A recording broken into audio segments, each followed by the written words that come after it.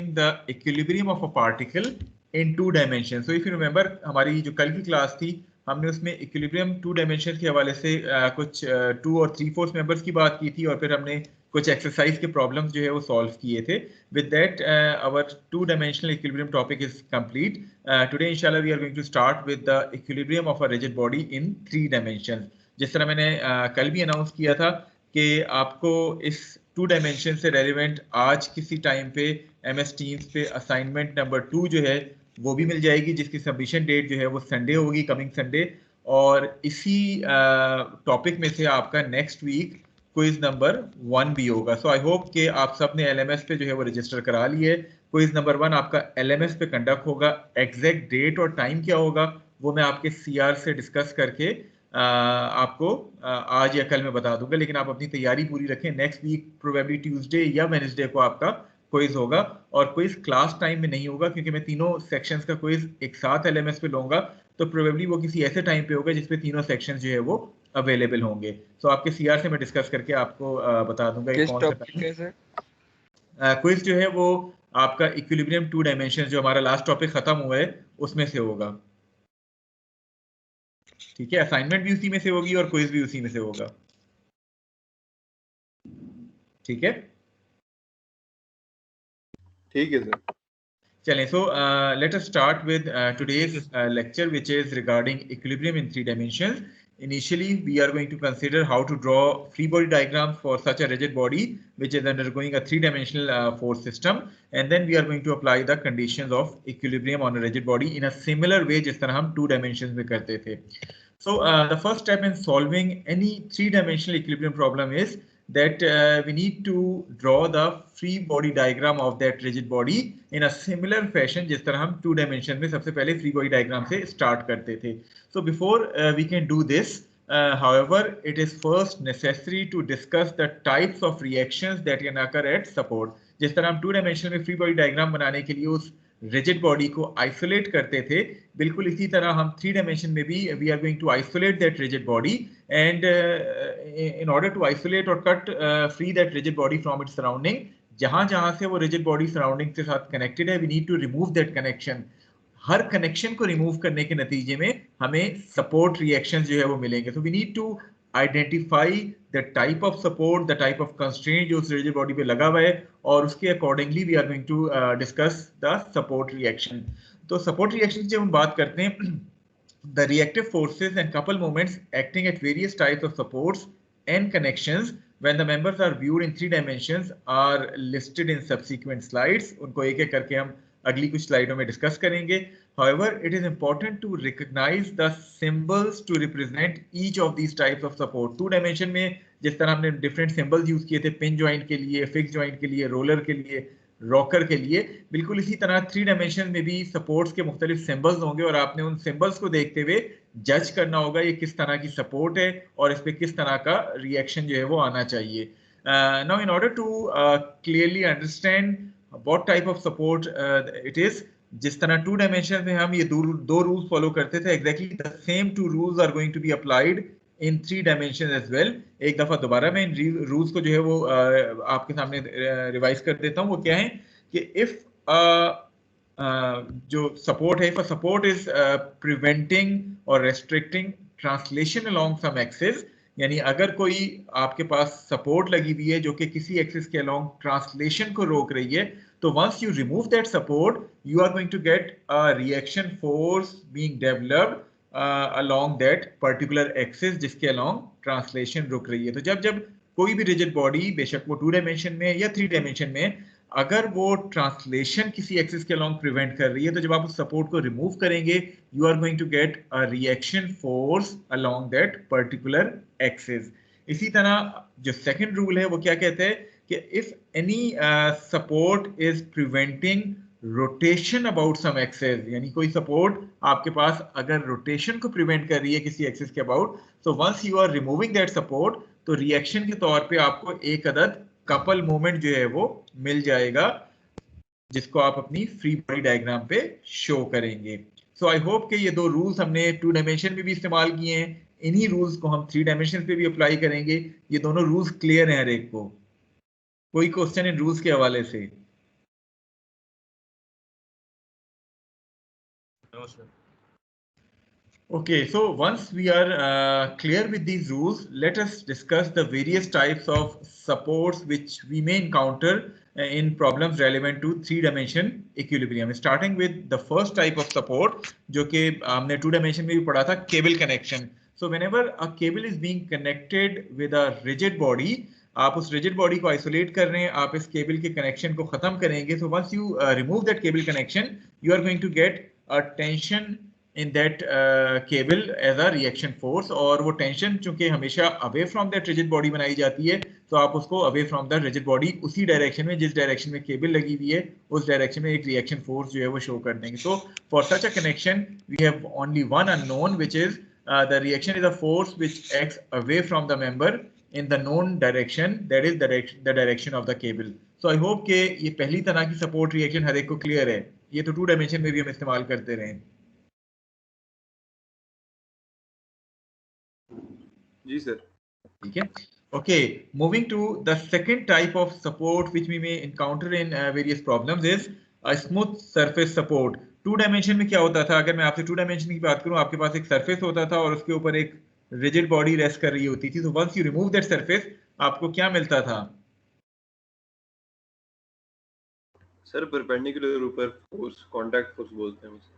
ठीक है. सो आपका जो भी कांटेक्ट सरफेस होता था उसके परपेंडिकुलर आपको एक रिएक्शन फोर्स जो है वो मिल जाती थी. बिल्कुल इसी तरह if you are considering 3 dimension और आपके पास एक स्मूथ सरफेस सपोर्ट आ जाती है, once you remove that surface then you are going to get a force F. So you have one unknown. The reaction is a force which acts again perpendicular to the surface at the point of contact. So it is very much similar to the one which we have discussed already in the 2-dimensional force system.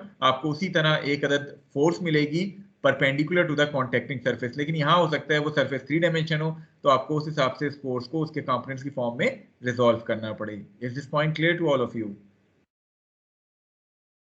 Ji sir.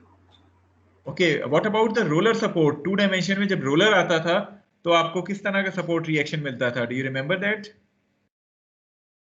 Sir वो भी यही था, perpendicularly वो upwards होता था. Exactly similar था कि मैं आपसे कहता कि आपके पास एक सरफेस है जिसके ऊपर एक रिजिड बॉडी रोलर के साथ कनेक्टेड है. So once you remove that roller, you are going to get a force in this particular direction that is perpendicular to the contacting surface. Exactly in a similar fashion in 3 dimension, if you have a roller support, then you are going to get a force F which acts perpendicular to the surface at the point of contact. तो अगर मैं support 1, 2 और 3 की बात करूं तो ये तीनों सपोर्ट्स ऑलरेडी आपने 2 डायमेंशन में भी पढ़ी हुई है. एग्जैक्टली 3 डायमेंशन में भी इनके वही सपोर्ट रिएक्शंस आते हैं जिस तरह आपको 2 डायमेंशन में मिलते थे. So any question regarding this support 1, 2 and 3?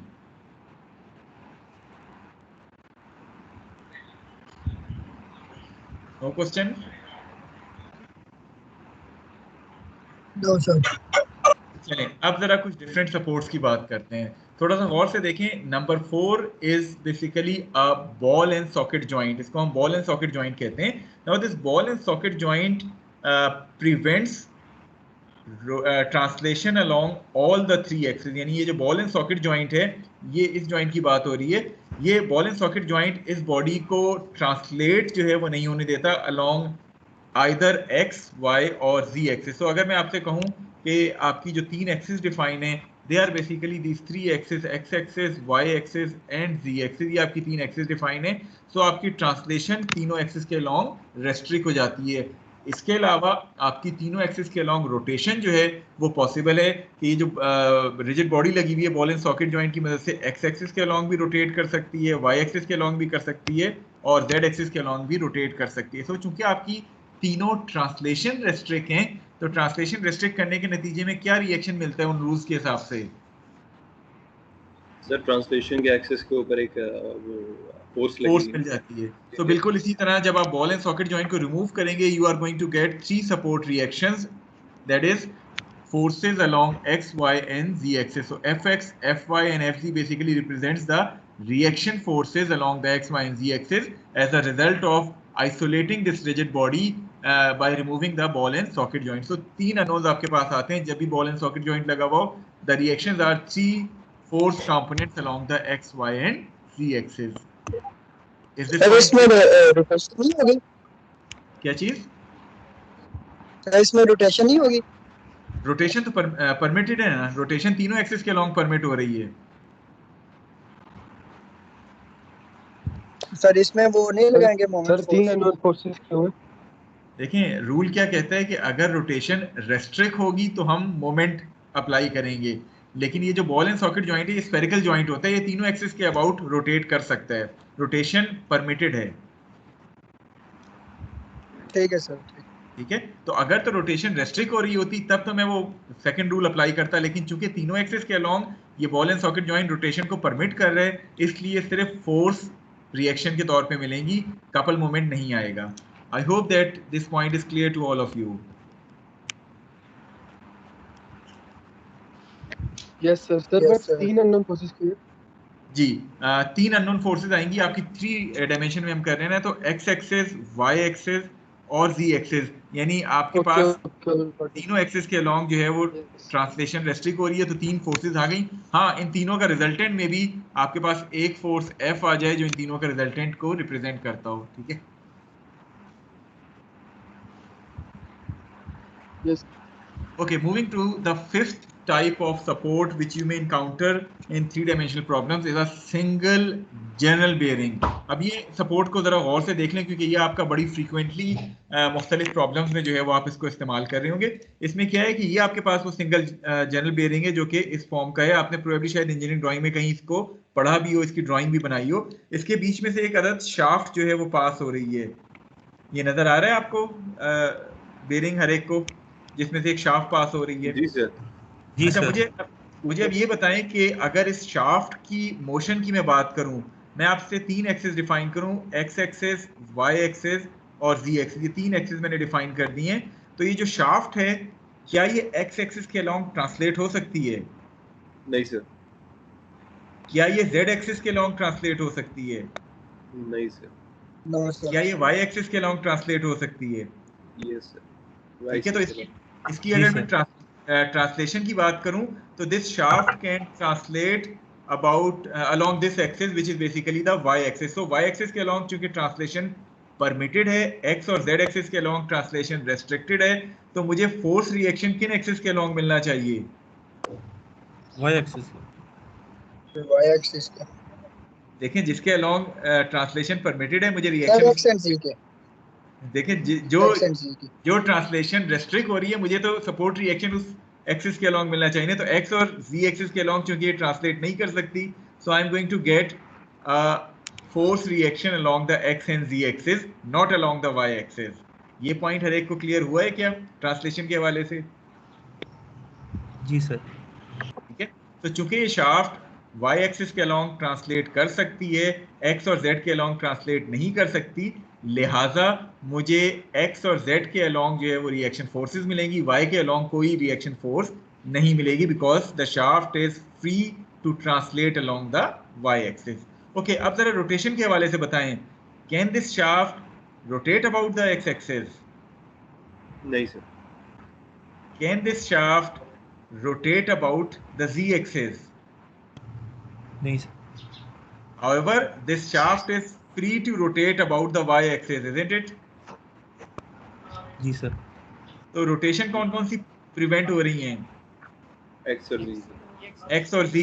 So I am going to get a moment, couple moment along the X and Z axis as shown to you in the figure. So overall जब भी आपके पास general bearing आता है, आपके 4 unknowns होते हैं, 2 force reaction और 2 moment reaction. ठीक है, ये बात समझ आ गई है हर एक को? जी सर। जी सर।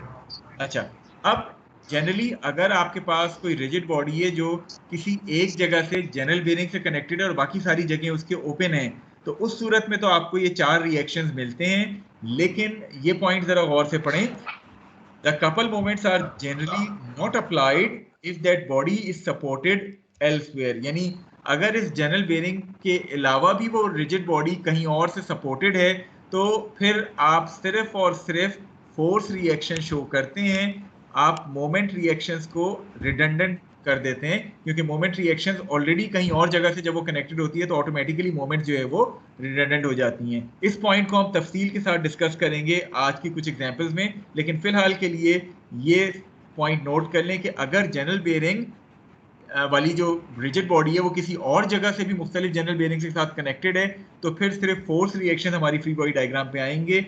मोमेंट रिएक्शंस जो है वो जनरली हम अप्लाई नहीं करते। इस चीज को हम समझेंगे आगे, आज जो कुछ एग्जांपल्स करेंगे उसके साथ, ठीक है। फिलहाल ये 4 अननोन्स हर एक को समझ आने चाहिए। समझ आ गए हैं चारों अननोन्स? जी सर। Yes sir.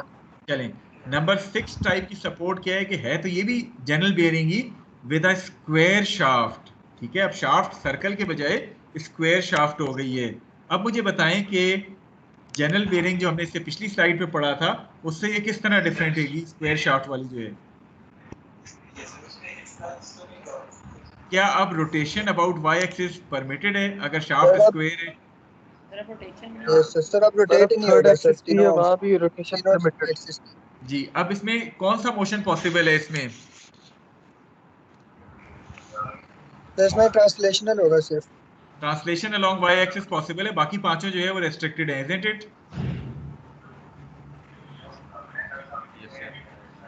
तो Yes, हमें जो सपोर्ट रिएक्शन मिलने चाहिए इसका मतलब है कि पॉसिबल। जी पूछें।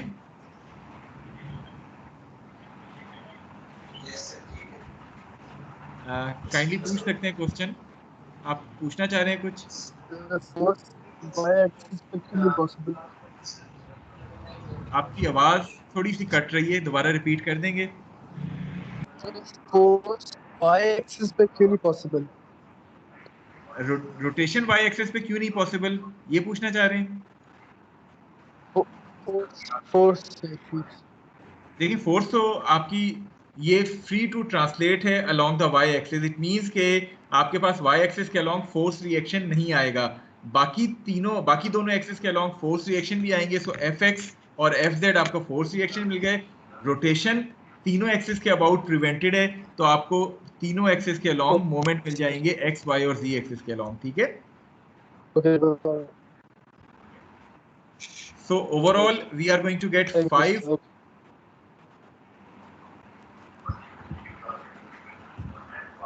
काइंडली अगर कुछ आप पूछना चाह रहे हैं तो एक ही दफा पूछ लें, आपकी आवाज बार बार कट के आ रही है।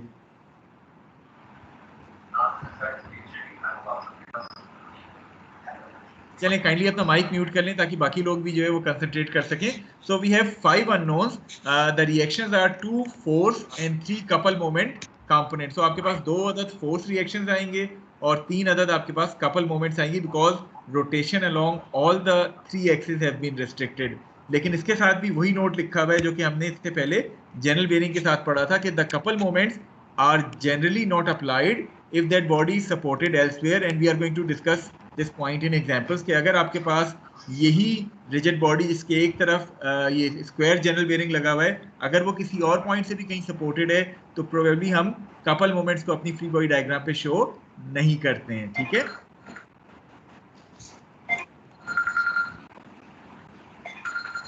Is this point clear to all of you? जी sir. Yes sir. Yes sir. ठीक है, so moving forward, okay, moving forward, जो next type of support reaction है, it is a single thrust bearing। अब थोड़ा सा इस फिगर को गौर से देख के बताएं। सिंगल थ्रस्ट बेयरिंग प्रोबेबली शायद आप अभी आगे जाके मशीन डिजाइन में तफसील के साथ भी पढ़ेंगे। ये सिंगल थ्रस्ट बेयरिंग क्या होता है और ये इस general bearing, single general bearing से किस तरह डिफरेंट है? फिगर तो मुझे बड़ी हद तक सेम नजर आ रही है। सर इसमें फोर्स ट्रांसलेशन मोशन नहीं हो सकती लेकिन मोमेंट हो सकती है। बिल्कुल ठीक है। सो अगर हम इसकी 3 एक्सिस डिफाइन करें, वही एक्स वाई और Z axis, so these are the 3 axis. इसमें हुआ क्या है कि ट्रांसलेशन अलोंग वाई एक्सिस जो है उसको भी हम रेस्ट्रिक्ट कर देते हैं। So the only motion possible in this single thrust bearing is rotation along the Y axis. तो आपके पास 5 अननोन्स आते हैं, 3 आपके फोर्स कंपोनेंट्स हैं एफ एक्स, एफ वाई और एफ जी, और 2 मोमेंट हैं एम एक्स और एम जी। सिर्फ रोटेशन वाई एक्सिस के लॉन्ग परमिटेड है, तो आपको वाई एक्सिस के लॉन्ग मोमेंट नहीं मिलेगा। Is this point clear to all of you? Sir ये पिछले वाली बेयरिंग से किस तरह डिफरेंट है सर? देखिए, पिछले वाले बेयरिंग में ट्रांसलेशन भी परमिटेड थी अलोंग वाई एक्सिस, तो आपको फोर्स कंपोनेंट वाई एक्सिस के लॉन्ग नहीं मिल रहा सर मैं समझ गया, मगर मैं बोलना ये चाह रहा हूँ कि इसका डिजाइन मतलब शक्ल से तो ये सेम लग रहा है। तो इसमें क्यों शेखर से परमिशन बिल्कुल सेम परमिटेड लगता है? है। आप पता है क्या करते हैं, इस सिंगल थ्रस्ट बेरिंग के जब आप तफसील से पढ़ेंगे ना मशीन डिजाइन में इसके अंदर, तो आप एक अदद कीज या क्वार्टर्स का इस्तेमाल करते हुए इसकी ट्रांसलेशन को रेस्ट्रिक्ट कर देते हैं। अब सिर्फ और सिर्फ रोटेशन पॉसिबल होती है। ठीक है सर, ठीक है। तो आपके पास जब किसी क्वेश्चन में जनरल बेरिंग लिखा हुआ है तो जनरल बेरिंग के हवाले से आपने ये रिएक्शन लगाने हैं, और अगर आपके पास थ्रस्ट बेरिंग लिखा हुआ है तो थ्रस्ट बेरिंग के हवाले से आपने ये रिएक्शन लगाने हैं। इसलिए तो मैं कह रहा हूँ कि आपको क्वेश्चन को बड़े गौर से पढ़ना पड़ेगा कि आपका वो जो रिजिड बॉडी है वो किस टाइप की सपोर्ट उसके ऊपर हो रही है। अगर जनरल बेरिंग है तो आप उस पर जनरल बेरिंग वाले रिएक्शन अप्लाई करेंगे। अगर थ्रस्ट बेरिंग लिखा हुआ है तो थ्रस्ट बेरिंग जो है वो ट्रांसलेशन को भी परमिट नहीं करता, सिर्फ रोटेशन को परमिट करता है। आपके पास 5 अननोन हो जाएंगे। ठीक है, ठीक है सर। ये नोट काइंडली पढ़ लें। ये वही नोट है जो इससे पहले दो उसमें यूज हुआ है कि if that rigid body is supported elsewhere as well then the couple moments are not going to be included on that rigid body. जहां जहां कपल मोमेंट आ रहे होंगे उनको हम रिडंडेंट कह देंगे, बिकॉज आपकी मोमेंट्स और पॉइंट से भी रेस्ट्रिक्ट हो जाएंगी। अगेन एग्जांपल्स के साथ हम आगे इसको तफसील के साथ समझेंगे। यहां तक क्लियर है? सो प्रोबेबली 5, 6 और 7 ये बहुत फ्रीक्वेंटली इस्तेमाल होंगे आपके मुख्तलिफ प्रॉब्लम्स में, तो ये आपको अच्छी तरह समझ आने चाहिए क्योंकि ये थोड़ा सा 2 डायमेंशन से डिफरेंट चीजें हैं। Support 5 journal bearing, support 6 square journal bearing and support 7 is single thrust journal bearing, single thrust bearing. ठीक है, okay. What about the support 8? ये क्या चीज है? सर ये पिन है वही। पिन है। सो अगर मैं आपसे पूछूं कि क्या ये पेन ट्रांसलेशन एक्स या वाई या जी एक्सिस के अलाउंग अलाउ कर रही है, तो क्या जवाब होगा? नो सर, नहीं कर रही सर। नहीं कर रही। इसका मतलब है तीनों ट्रांसलेशन रेस्ट्रिक्टेड है, तो आपको एक्स एक्सिस, वाई एक्सिस, जी एक्सिस तीनों के अलाउंग फोर्स मिल गई। ठीक है, अच्छा। अब अगला सवाल मुझे बताएं कि सॉरी अगला जवाब मुझे बताएं कि क्या रोटेशन एक्स एक्सिस के अबाउट परमिटेड है? सर एक्स एक्सिस के नहीं है सर। अच्छा जी सर, यस सर है। एक्स एक्सिस के अबाउट तो परमिटेड है। What about y and ji axis? नहीं सर, उन पे नहीं है। नहीं है। तो इट मींस के वाई और जी एक्सिस के अलोंग मुझे कपल मोमेंट मिल जाएगा, एक्स एक्सिस के अलोंग कपल मोमेंट नहीं मिलेगा। सो हमारे पास ओवरऑल 5 अननोन्स होंगे, 3 force reaction, 2 moment reaction, but again the moment reactions are generally not applied if that rigid body is supported elsewhere. Is this point clear to all of you? Yes sir. अच्छा, अब यहाँ ये x axis के along rotation आपने कहा possible है। अगर यही पेन मैं वाई एक्सिस के अलोंग लगा दूं, यानी इसकी ओरिएंटेशन थोड़ी सी चेंज कर दूं, जी सर। तो फिर क्या होगा? सर बस वो मोमेंट की ओरिएंटेशन चेंज हो जाएगी। जी, तो जरूरी नहीं है कि आप पेन को देखते ही एक्स एक्सिस के अलोंग रोटेशन जो है वो अलाउ करते नहीं। देखें पेन किस एक्सिस के अलोंग लगी हुई है। अगर वो वाई एक्सिस के अलोंग लगी हुई है इट मींस के रोटेशन वाई एक्सिस के अलोंग परमिट हो जाएगी, एक्स एक्सिस के अलोंग प्रिवेंट हो जाएगी। तो फिगर को देखते हुए जिस एक्सिस के अलोंग ये पेन लगी हुई होगी रिजिड बॉडी के, आप उस पर्टिकुलर रोटेशन को परमिट करेंगे। ये पॉइंट क्लियर है हर एक को? Yes sir. इसी तरह ये सिंगल थ्रस्ट बेरिंग अभी लगा हुआ वाई एक्सिस के अलोंग है, अगर यही बेरिंग एक्स एक्सिस के अलोंग लग जाए तो आपने अकॉर्डिंगली उन रिएक्शंस को मॉडिफाई कर लेना है। ये ना हो कि आंखें बंद करके हमेशा वाई एक्सिस के अलोंग करते नहीं। अगर वो जनरल बेरिंग या थ्रस्ट बेरिंग जो है वो एक्स एक्सिस के अलोंग लगा है तो अकॉर्डिंगली आपने अपने सपोर्ट रिएक्शंस को भी उसी एक्सिस के अलोंग मॉडिफाई करना होगा। इसीलिए ये फिगर बड़ी तफसील के साथ समझाई जा रही है आपको। ठीक है, ठीक है sir. What about support number 9, the hinge support? ये आपकी वो एक्सेस हैं जो आपको 3 शो की गई हैं, एक्स एक्सेस, वाई एक्सेस, जी एक्सेस। सबसे पहले तो मुझे ये बताएं कि क्या इस हिंज सपोर्ट की वजह से ट्रांसलेशन तीनों में से किसी एक्सेस के अलोंग पॉसिबल है? नहीं सर। नहीं है। No, sir. तो इट मींस कि मुझे तीनों एक्सेस के अलोंग ट्रांसलेशन रेस्ट्रिक्ट होने की वजह से फोर्स कंपोनेंट मिल गए। ठीक है, यहां तक तो क्लियर है? जी सर। Yes, sir. ओके, ये जो हिंज है ये किस एक्सिस के अलोंग अबाउट रोटेट कर सकती है? Y axis. वाई एक्सिस के Y अबाउट। के। एक्स और जेड के अबाउट तो ये रोटेट नहीं कर सकती, ऐसा ही है। जी सर। तो इट मींस कि मुझे एक्स और जेड के अबाउट मोमेंट मिल जाएगा, वाई के अबाउट मोमेंट नहीं मिलेगा। सो 5 unknowns, 3 force reactions, 2 moment reactions. However, the couple moments are generally not applied if the body is supported elsewhere as well. अगर यही हिंज एक्स एक्सिस के अलोंग लगी हो तो फिर क्या फर्क पड़ेगा?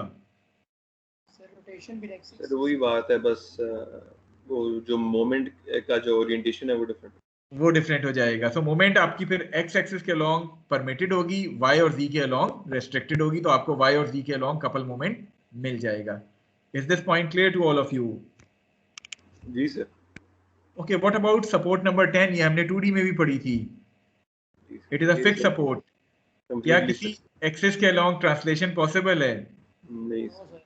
क्या किसी एक्सिस के अलोंग रोटेशन पॉसिबल है? No. So for a fixed support, we are going to have 6 unknowns.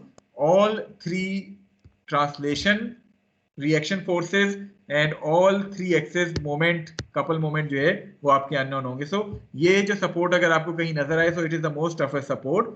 आपके पास फिर वो rigid body completely constrained हो जाती है and आपके पास जो support reactions आते हैं वो 6 आ जाते हैं, 3 force reactions along x, y, z and 3 moment reactions along the x, y and z axis.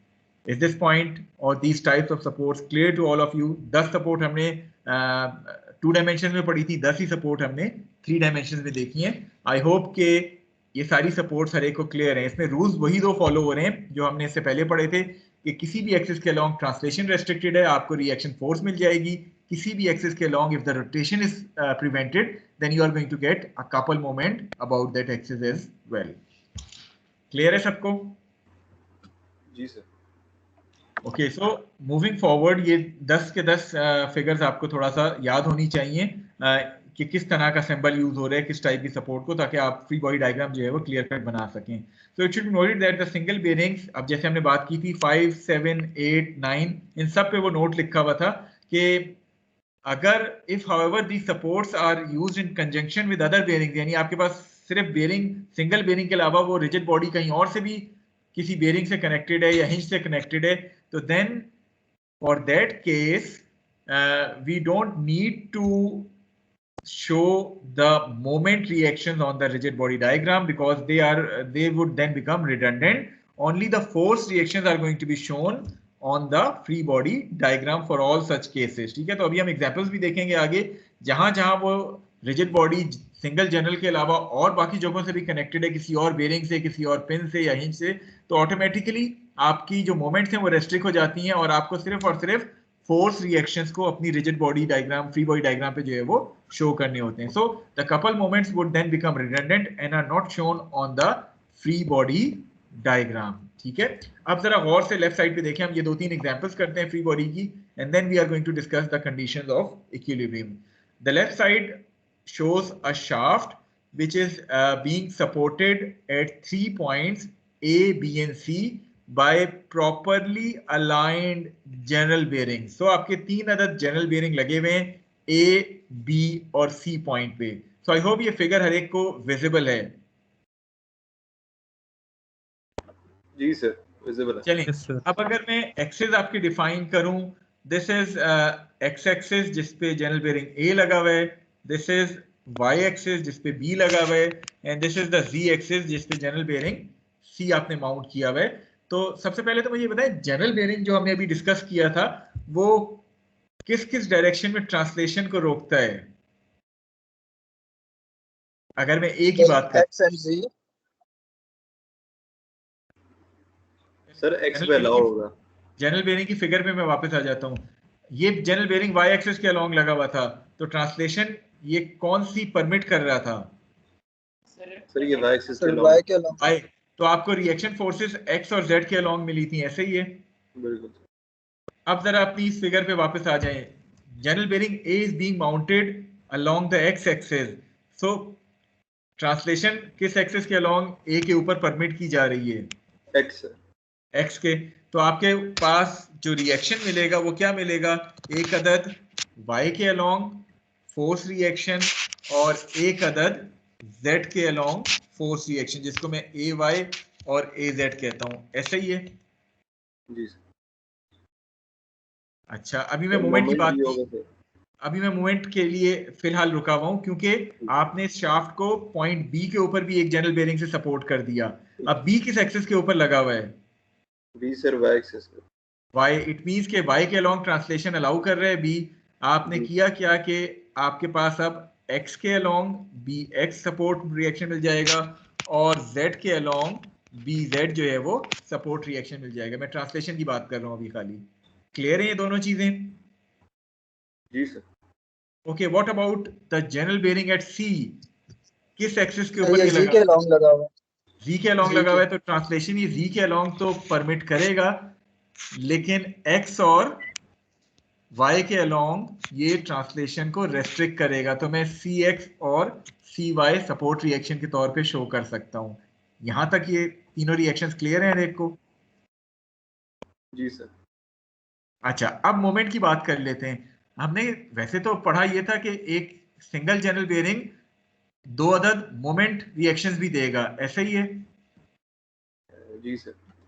लेकिन अब प्रॉब्लम क्या है कि उन तमाम फिगर्स पे, उन तमाम चीजों पे नोट क्या लिखा हुआ था कि द कपल मोमेंट्स या moment reactions are generally not applied if that rigid body is supported elsewhere. यानी अगर वो रिजिड बॉडी किसी और पॉइंट पे किसी बेरिंग से या पिन से या हिंज से कनेक्टेड होगी, तो आपकी जो कपल मोमेंट्स हैं they are going to become redundant. So that's why, चूंकि ये जो शाफ्ट है वो 3 अदर जनरल बेरिंग से कनेक्टेड है और लिखा हुआ भी है कि these bearings are properly aligned, it means कि आपको कहीं भी कपल मोमेंट किसी पॉइंट पे नहीं मिलेगा और आपने सिर्फ और सिर्फ फोर्स रिएक्शन को शो करना है। So the force reactions developed by the bearing are sufficient for the equilibrium since they prevent the shaft from rotation about each of these coordinate axis. तो आपकी जो नंबर ऑफ अननोन्स हैं वो 6 ही रहने चाहिए, 6 से ज्यादा नहीं होने चाहिए, बिकॉज अभी आप देखेंगे कंडीशंस ऑफ इक्विलिब्रियम कहती हैं कि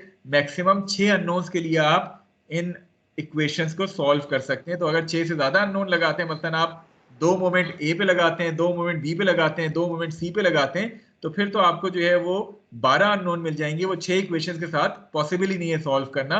तो आपकी वो जो मोमेंट्स हैं एक तरह से रिडंडेंट है, बिकॉज आपके ये जो बेरिंग्स लगे हुए हैं ऑटोमेटिकली रोटेशन को भी प्रिवेंट कर रहे हैं। आपको वो कपल मोमेंट्स को अपनी फ्री बॉडी डायग्राम पे शो करने की जरूरत नहीं है। Is this point clear to all of you?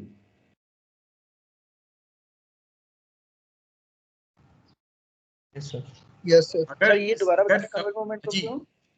देखें, आपके पास मैंने जिस तरह पहले बताया था, जनरल बेरिंग वैसे तो 2 ट्रांसलेशन और 2 रोटेशन को रेस्ट्रिक्ट कर रहा होता है, लेकिन अगर वो रिजिड बॉडी उस एक जनरल बेरिंग के अलावा किसी और पॉइंट से किसी दूसरे जनरल बेरिंग, हिंज से या पिन से सपोर्ट की गई है, तो फिर आपके कपल मोमेंट्स रिडंडेंट होते हैं, आप अपनी फ्री बॉडी डायग्राम पे उनको शो नहीं करते हैं। अगर मैं आपसे कहता कि पॉइंट बी और सी पे कोई जनरल बेरिंग नहीं लगा हुआ, ये शाफ्ट सिंपल ए पे सिर्फ सपोर्टेड है, तब तो आप ए के ऊपर ए जेड यानी जेड और वाई एक्सिस के लॉन्ग मोमेंट शो कर देते। लेकिन चूंकि ये शाफ्ट बी और सी पे भी जनरल बेरिंग से कनेक्टेड है, तो इसलिए हम मोमेंट को शो नहीं करते हैं अपनी फ्री बॉडी डायग्राम पे। Is this point clear to all of you? Yes तो फिर जब हम 2D इक्विलिब्रियम सॉल्व कर रहे थे, तो तब सर ये बात क्यों नहीं थी? देखें, 2D इक्विलिब्रियम में तो इस तरह का कोई कंडीशन आती नहीं थी ना, बेरिंग इस तरह के आए नहीं थे। सर वो भी तो एक से ज्यादा जगह पे सपोर्ट हो नहीं रहा था, एक तरफ सपोर्ट थी, दूसरी तरफ भी अक्सर होती। देखिए, उसमें कोई ऐसी सपोर्ट नहीं थी जो दोनों तरफ से आपकी रोटेशन को जो है वो प्रिवेंट कर रहा था। मतलब चलें अभी मैं एक छोटी सी एग्जांपल आपको देता हूँ, ये जो सामने नजर आ रही है।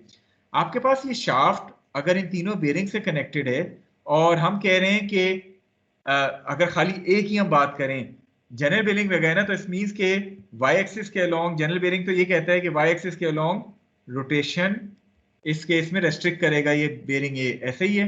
जी सर। अब चूंकि ये पॉइंट बी से भी बेरिंग के साथ कनेक्टेड है, क्या ये शाफ्ट वाई एक्सिस के अलोंग रोटेट कर सकती है? नहीं सर, क्योंकि वो उसे रोक देगी। नहीं कर सकती नहीं। तो यही तो हम कहना चाह रहे हैं कि चूंकि सिर्फ एक जनरल बेरिंग नहीं लगा हुआ, उसके अलावा भी जनरल बेरिंग्स लगे हुए हैं, तो आपकी जो मोमेंट है वो रिडंडेंट बन जाती है, क्योंकि ऑलरेडी जनरल बेरिंग बी जो है वो शाफ्ट को रोटेट ही नहीं करने देगा अबाउट द वाई एक्सिस। ठीक है, तो इसलिए हम ये मोमेंट शो नहीं करते हैं। इसी तरह अगर मैं जी की बात करूं, क्या ए जी के अलोंग ये बी और सी जनरल बेरिंग इस शाफ्ट को रोटेट करने देंगे? सर मगर इसमें अब ये कंडीशन भी तो है ना, अगर फॉर इंस्टेंस ये तीनों हिंजेस लाइंड अप होते फिर देखें, तो हम कंसिडर करते हैं ना। अगर तीनों हिंजेस लाइंड अप होते फिर तो आपकी कंडीशन ये नहीं लगनी थी, फिर तो मोमेंट आना था। अगर हाँ, मैं मैं कहता ये ये बोल बी रहा और हूँ। सी इसी एक्सिस के अलोंग लग जाते हैं, तो सर ये एक्स्ट्रा कंडीशन है ना कि मतलब वो बाकी भी ऐसे ओरिएंटेड हों कि हाँ एक कि वो दूसरे को रोटेशन, कैंसिल आउट करें। जी ऐसे ही है, ऐसे ही है। इसीलिए देखें जब ये वर्ड होता है ना प्रॉपरली अलाइंड जनरल बेयरिंग, तो प्रॉपरली अलाइंड जनरल बेयरिंग से क्या मुराद है कि वो आपके तीनों एक्सिस के अलोंग रेस्ट्रिक्ट कर देंगे रोटेशन को। ठीक है सर, ठीक है सर। ठीक है, is this point again clear to all of you? चलें एक और एग्जांपल देखते हैं। अब यहां पॉइंट ए पे क्या लगा हुआ है, अगर आप इस सिंबल को देखें, सर ये वही जनरल बेयरिंग टाइप चीज ही है। आर यू श्योर ये जनरल बेयरिंग है? ये नहीं है पिन कनेक्शन? जी सर, पिन कनेक्शन ही है। इसीलिए तो मैं कह रहा हूँ सिंबल को थोड़ा सा गौर से देखें। बेसिकली पॉइंट ए के ऊपर पिन कनेक्शन है और पॉइंट बी के ऊपर केबल कनेक्शन है। ठीक है, अब थोड़ा सा गौर से देख लें, एक पिन कनेक्शन है और एक केबल कनेक्शन है। जी सर। तो पिन कनेक्शन अगर आपको रिमेंबर हो क्या रेस्ट्रिक्ट करता है? Sir pin connection translation restrict करता है और और ट्रांसलेशनल को restrict करता है। रोटेशन भी सर कुछ एक्सेस पे रिस्ट्रिक्ट करता है। अच्छा, अब ये पिन किस एक्सिस पे लगी हुई है? पिन सर एक्स एक्सेस पे। एक्स एक्सिस पे लगी हुई है। Are you sure pin X axis पे लगी हुई है? मतलब सर ये एक्स एक्सेस पे रोटेशन अलाउ करेगी। मैं भी हाँ, यानी ये पिन तो इस पिन की एक्सिस क्या है? Y axis. Y axis. तो वाई के अबाउट ये रोटेशन को परमिट करेगी, ऐसे ही है? जी सर, जी सर, जी सर। ठीक है, तो जब आप इसकी फ्री बॉडी डायग्राम बना रहे हैं, you are going to get three support reactions, force ax ay az, because all the three translations are being restricted. इसके अलावा ये जो पिन है it is only allowing rotation about the Y axis. तो x और z के along आपने moment को भी शो कर दिया है। Is this point clear to all of you? जी सर। पॉइंट बी के ऊपर क्या लगा हुआ है? सर वो केबल। केबल। तो once you remove that cable आपको एक अदर टेंशन मिल गई। जी सर। अच्छा, अब थोड़ा सा मैं चेंज करूं, मैं आपसे कहूं कि मैं एक अदर जनरल बेयरिंग इस पॉइंट के ऊपर लगा देता हूं, अब क्या होगा? सर फिर वो मोमेंट का कुछ चक्कर बनेगा जी, सर, फिर वो आपके देखना मोमेंट्स जो है वो रिडंडेंट हो जाएंगे और आप इन मोमेंट्स को जो है वो अपने उस पे शो नहीं करेंगे, बिकॉज ऑलरेडी ये जो जब लगेगा तो ये शाफ्ट को कंप्लीटली कंस्ट्रेन कर देगा और आपकी तमाम किस्म की जो है वो रोटेशन जो है वो रेस्ट्रिक्ट हो जाएगी। ठीक है, सर मगर फिर वाई एक्सिस पे रोटेशन तो होगी ना। देखिए अब मैं अच्छा अगेन, ठीक है सर, ठीक है सर। वाई एक्सिस वाली जो रोटेशन वाई है वो एक्सिस पिन की रिस्ट्रिक्ट कर देता है। तो आपकी जब भी एक से ज्यादा जनरल बेयरिंग्स या हिंजेस या थ्रस्ट बेयरिंग यूज हो रहे हो तो फिर आपकी रिजिड बॉडी कंप्लीटली कंस्ट्रेन हो जाती है, रोटेशन उसकी नहीं पॉसिबल होती। ठीक है, ठीक सर। चलें एक और एग्जांपल देखते हैं जरा, ताकि आपकी अंडरस्टैंडिंग बेहतर हो। आपको ये प्लेट नजर आ रही है जो पॉइंट ए के ऊपर जनरल बेयरिंग से कनेक्टेड है, पॉइंट बी के ऊपर रोलर लगा हुआ है और पॉइंट सी के ऊपर एक अदर हिंज सपोर्ट है। आई होप कि ये तीनों सपोर्ट्स आप आइडेंटिफाई कर सकते हैं फिगर से। जी सर।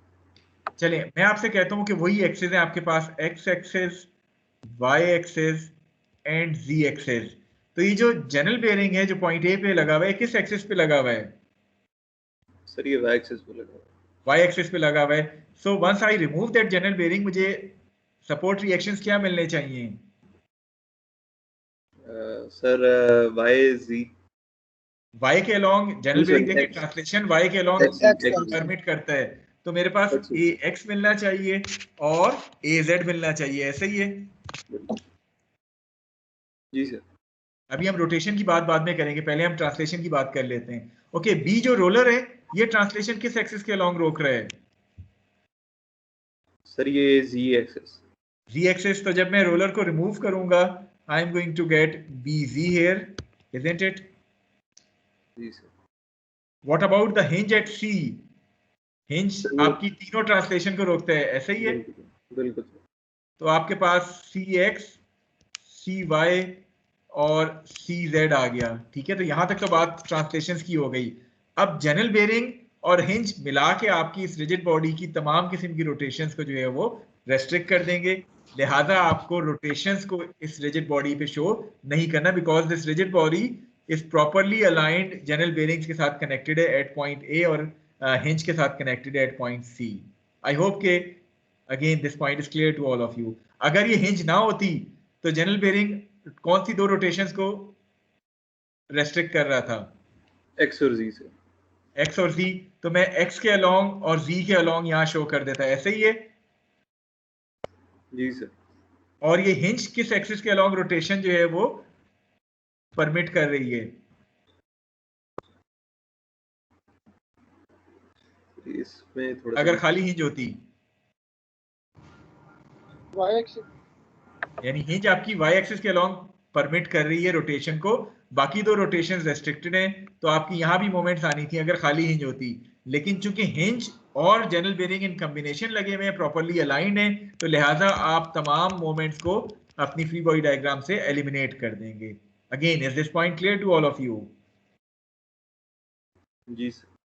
तो जब जब मैं दोबारा रिपीट करता हूं, जब जब आपके पास जो बेरिंग्स हैं या हिंजेस हैं वो किसी और पॉइंट पे बेरिंग्स, पिन्स या हिंजेस से सपोर्ट किए जा रहे हो, तो काइंडली अपनी फ्री बॉडी डायग्राम पे सिर्फ और सिर्फ फोर्सेस को एज अ रिएक्शन के तौर पे शो करें। कपल मोमेंट्स उस सूरत में आपके पास अपनी फ्री बॉडी डायग्राम पे नहीं आएंगी। हम इसी पॉइंट पे जो है वो स्टॉप होते हैं, बिकॉज टाइम भी ऑलमोस्ट हो चुका है। आई होप कि ये सपोर्ट रिएक्शंस आपको क्लियर होंगे। इससे रेलिवेंट अब फ्री बॉडी डायग्राम बनानी हमें आनी चाहिए। उसके बाद तो हमने conditions of equilibrium, equations of equilibrium जो है वो अप्लाई करने हैं, जो कि इंशाल्लाह हम अपने नेक्स्ट क्लास में करेंगे। लेकिन for the time being we are going to stop here. आपसे रिक्वेस्ट ये है कि आज या कल किसी टाइम पे आपको असाइनमेंट विजिबल हो जाएगी। आपने संडे तक 2 डायमेंशन रिजिड बॉडी इक्विलिब्रियम से रेलिवेंट असाइनमेंट सबमिट करवानी होगी। और असाइनमेंट खुद करने का फायदा ये होगा कि नेक्स्ट वीक आपका इसी टॉपिक से जो क्विज होगा 2 डायमेंशन रिजिड बॉडी इक्विलिब्रियम से एलएमएस पे, वो आप आराम से सॉल्व कर सकेंगे। क्लियर है? Shall we stop our lecture here? जी सर। चलें, तो I am going to stop the lecture here. Recording में स्टॉप कर देता हूँ, साथ साथ आपकी